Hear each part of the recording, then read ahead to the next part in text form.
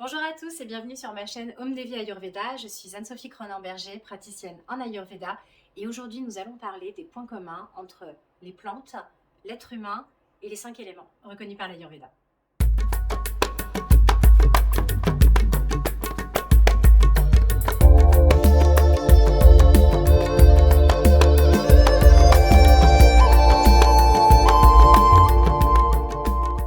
Je vais vous parler donc en premier lieu du premier élément qui est le vide, l'espace, là où tout se crée, donc l'éther, qui est associé à tous les espaces vides du corps humain. Donc ça peut être l'intérieur des os, si on y retire toute la matière, puisque l'os est creux. Ça peut être toutes les cavités, par exemple des sinus, les cavités sinusoïdales. Ça peut être également toutes les poches, admettons qu'elles soient vides, comme la vessie ou l'estomac. L'air va être représenté dans tout ce qui permet sa circulation. Donc que ça soit le système respiratoire supérieur au niveau du nez, du système ORL, ou alors des poumons. Que ça soit également aussi à travers l'épiderme, la peau. Je parle beaucoup du toucher, notamment sur mon compte Instagram, qui est, grâce au pores, permet justement d'absorber tous les composants de l'air. Le feu, on va l'associer au feu digestif, à Agni, qui peut être traduit par les enzymes digestifs qui permettent une bonne digestion grâce à l'effet de chaleur.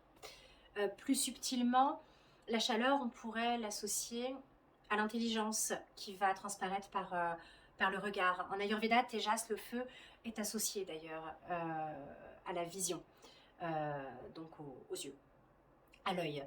Si je vous dis regard de braise, peut-être que ça vous parle.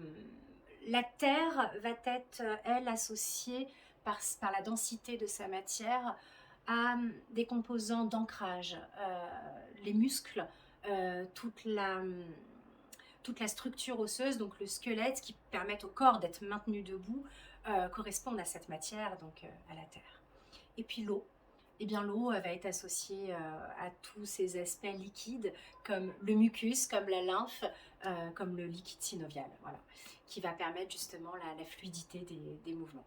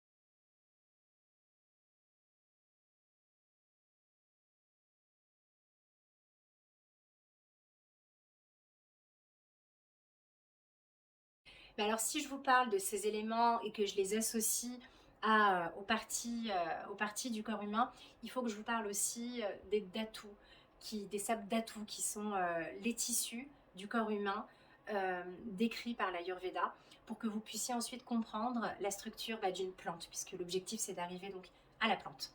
Donc les datus en Ayurveda, ce sont les 7 tissus dont est composé un corps humain et qui, maintenus en bonne santé, permettent une santé globale optimale pour l'être humain. Donc nous avons en premier Rasa Dhatu. Rasa Dhatu, c'est la lymphe, donc que l'on associe à l'eau. La lymphe, le plasma, voilà, qui circule, qui permet de faire circuler notamment le sang, donc Rakta Dhatu, qui est le deuxième tissu. Nous avons également Mamsa Dhatu. Mamsa Dhatu, ce sont les muscles. On a également Meda Dhatu, qui est donc la graisse, Majja Dhatu, qui est le système nerveux. Ensuite, nous avons Ashti Dhatu, qui sont les os, et nous avons Shukra Dhatu, qui est le système reproducteur. Pourquoi je vous parle de ces 7 tissus? C'est pour vous expliquer qu'une plante est structurée de la même façon. Alors j'avais réalisé il y a quelques années pour mes cours une aquarelle qui illustre et schématise justement ces similitudes physiologiques entre l'être humain et la plante. Donc pour comparer ces 7 tissus à la plante, eh ben, on va retrouver la sève d'une plante qui va justement correspondre à Rasa Dhatu, le premier tissu. Rasa qui veut dire le jus, entre autres.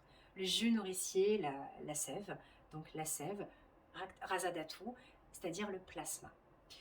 Puis nous avons Rakta Dhatu qui correspond à la résine de la plante. Ensuite, vous allez avoir Mamsa Dhatu. Mamsa Dhatu, donc ce sont les muscles. Et chez la plante, cela va s'illustrer par le bois.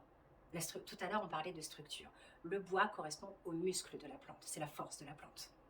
Sur une plante, il y a également ce qu'on appelle la gomme.